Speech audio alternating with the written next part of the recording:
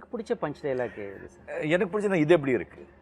அதுலேயே இன்னொன்று அது இது எப்படி இருக்குது சார்? அதுதான் ஸ்டார்டிங்கில் சார்.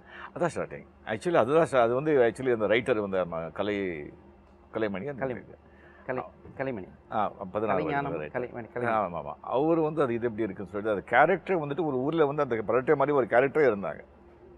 அவர் வந்து எனாக்ட் பண்ணி காட்டுவாங்க எங்கிட்ட.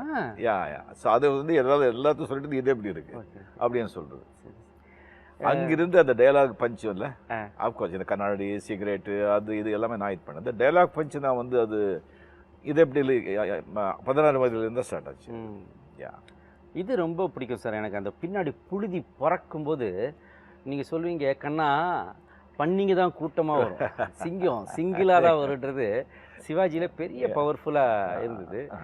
எனக்கு உங்களை பற்றி பேசுனது வந்து 6க்கு அப்புறம் 7டா, சிவாஜிக்கு அப்புறம் 7டா அப்படின்னு சொன்னது எனக்கு உங்களை சொன்ன மாதிரியும் ஆச்சு, த கிரேட் சிவாஜியை சொன்ன மாதிரி.